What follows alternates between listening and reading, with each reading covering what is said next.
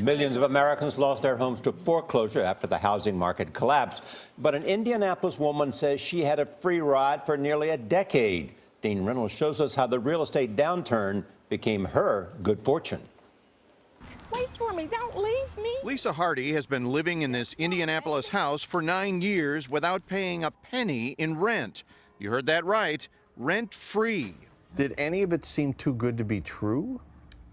I mean, especially the part about paying no rent?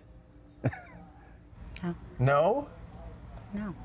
I mean, that's not the way the world works, though, is it? I can honestly say it's just an incredible circumstance. A decade ago, Hardy was working for a real estate company that made her an offer she couldn't refuse. What was the offer to you? You, your family, find a house and move in it. The idea was that as long as she worked for the realtor, she'd have a house. So Hardy picked this 3-bedroom house, which the company owned, and moved in. So you start to occupy this place with the understanding that you're going to stay there for...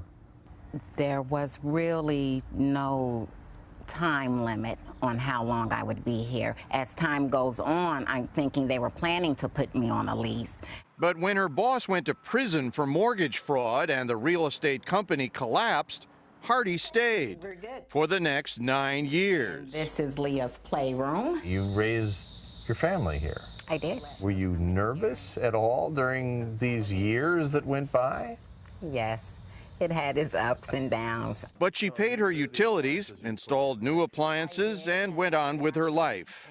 And you just Stayed here and didn't hear a word from anyone.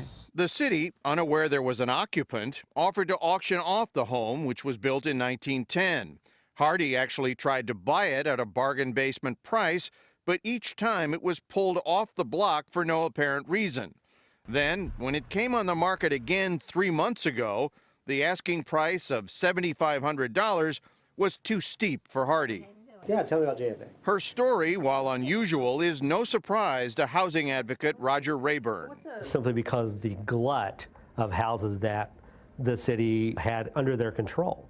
There were so many to deal with, literally thousands, that it was impossible to keep up with.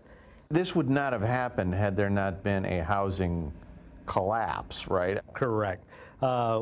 This is just a pinprick of what happened nationwide. At the last auction of the home in question, a company from Singapore, of all places, finally bought it. What are you going to do? I don't have an answer for that just yet. But here's the best part of this story. The Singapore company has just told CBS This Morning it wants to keep Hardy in the home. These came when the roof started leaking. Fix the roof and work out a deal for, yes, a monthly rental payment. Because this time around, the rent will be due. For CBS This Morning, Dean Reynolds, Indianapolis.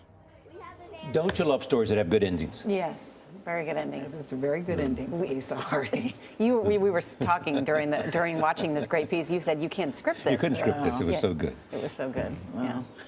Yeah. Gail seems to be doing all right, Lisa Hardy. Okay.